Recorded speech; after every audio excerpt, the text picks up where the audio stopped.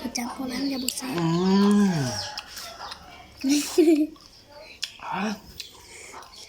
ผมโอ้ยอร่อยสบายดีเนาะทุกคนวันนี้มาอยู่กับโอโจเจเจบีเนาะทุกคนเนาะวันนี้โจสิพาทุกคนมาเอาหมากม่วงปลาเนาะทุกคนเนาะอยู่ทางหลังเนาะไปเจียมไปมองปลากุ๊กบัวใหญ่บันไดยังมาไปเจียม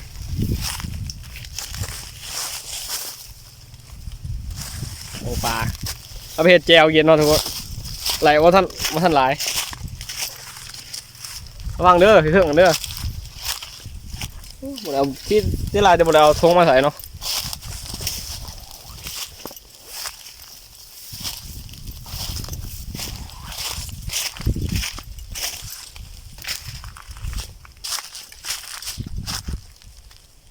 มาเอาอยู่หน้าเนาะทุกคน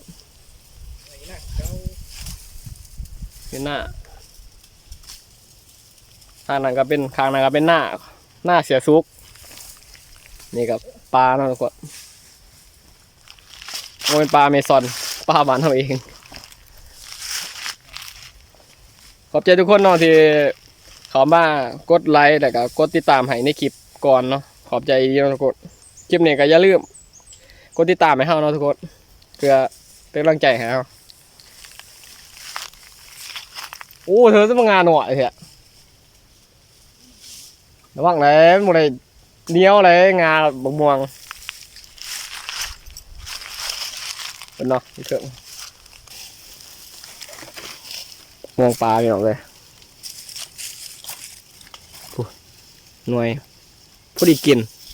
น้อยสำเนียงพอดีกินเนาะพาแล้วก็แซ่น้ำเกลือละเอาย่างมันออกกันโมล่างนี่ย่างมันนี่กัดปลาเขาเนาะเจ็บไล่เลยเถอะพ่อบ่พอแล้วลงมาพ่อเนาะทุกคนมันลายแล้วเนาะตอนนี้ก็กินโมเบิร์นเนาะถ้าว่าจำเป็นต้องเอาลายเนาะเอาซ้ำพ่อเอากินเนาะโอเคตัวทุกคนตอนนี้เข้าจิกลับเลยเนาะทุกคนเนาะขี่รถไปเลยไป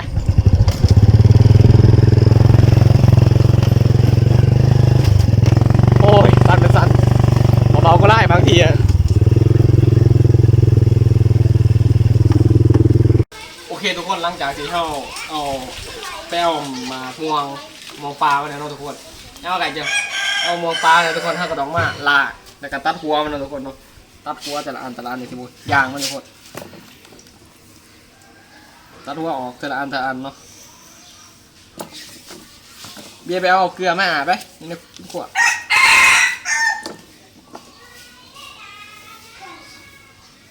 ตัดหัวออกแต่ละอันเนาะสายประเจ็บตัดหัวออกแต่ละอันให้ยางมันออกโอ้มือแหละเอ้ยมือร้ายเตะพวกร้ายอะไร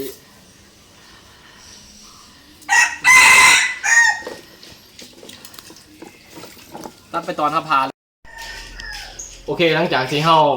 ตัดหัวบงมองแหลกเนาะทุกคนมองบังเลยเขาตัดหัวแล้วเขาก็พากับแซ่น้ำเกลือเห็นแต่ย่างมันออกเนาะแซ่น้ำเกลือข้าวหนึ่งพักไว้ก่อนข้าวหนึ่งเข้ากับที่มาตำแจวเนาะไปตำแจวติดโคราชไปไหนเนี่ย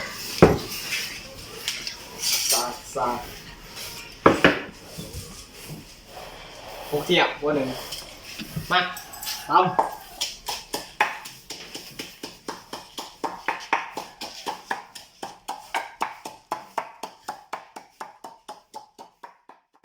ตำแหลกตำแหลกกับพ่อเนาะ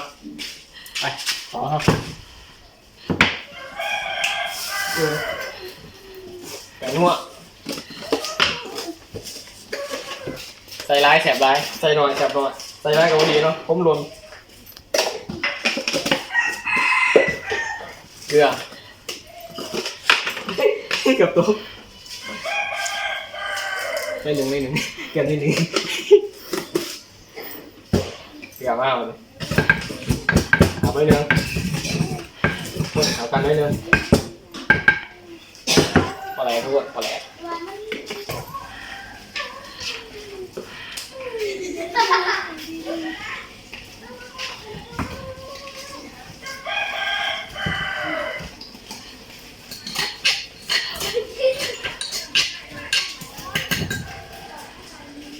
ปกินดูบ่ดี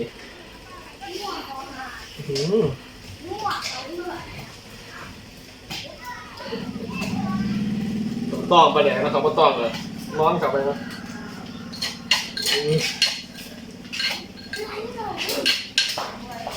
ก็จะเสียพร้อม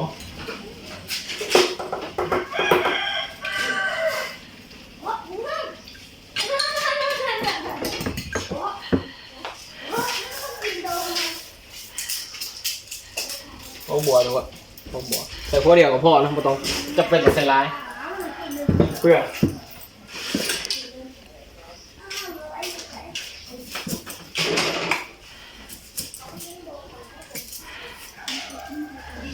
ไก่เนาะมันกัดสอยพวกหัว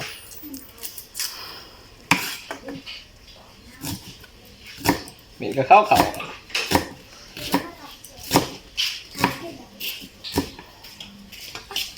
ใช่นี้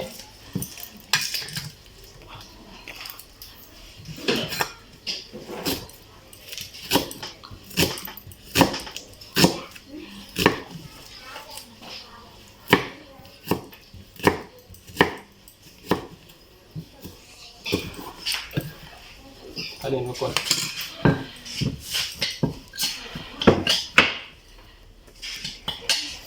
สิ่งที่ขาดอะไรคือน้ำตาล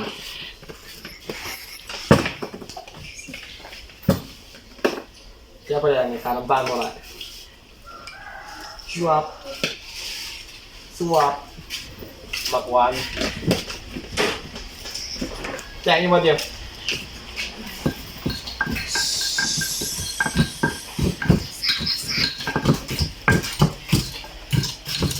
เหมือนเนาะมันอาจสิเหมือนเพราะว่าเดี๋ยวเล่นขั้วมันมองมีเสียง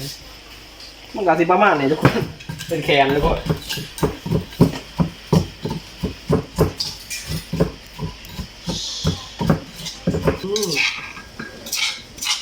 เป็นแคนเนาะทุกคนเป็นแคน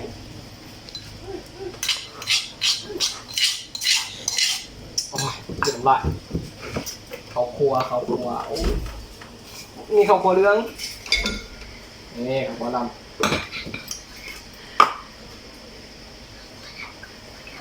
ใส่โบราณนะทุกคนใส่ประมาณทำนี่ก็พอเนาะ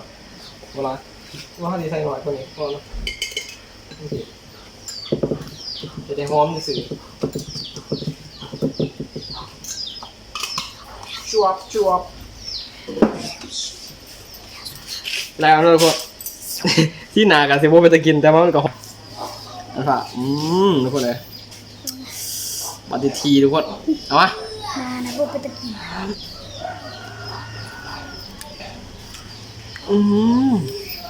ไปเจอเฮ็ดสนุกโมสันโอ้เฮ็ดหนูเลยเฮ้ยพอคำหนึ่งพออีกคำหนึ่งนะทุกคนเพราะว่ามือกล่องยากันเนาะมือกล่องยาคือน้ำลายแห้งนะมือกล่องว่านี่เขากันอย่างนี้ทุกคน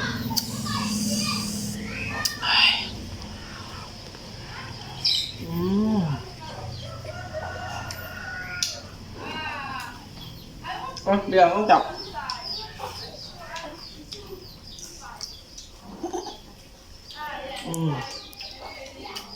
จะได้แสบบ่เฮ้ยแสบดีเลยมาจะจับให้มือกล่องกินก่อนเอากรอบเป็นยังไงขายยี่บองมองฮะจับบ่very good โอ้ very good เอาทุกคนก็จับพวกนั้นอย่าบุษใส่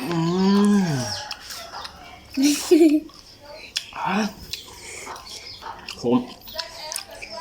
โอ้ยอร่อยเวลาทุกคนถ้าเกิดจบเพียงอะไรนะทุกคนบอกป้าไปให้เขากินนะทุกคนป้าเจอกินตอนนั้นทุกคนครับว่าเมืองทุกคน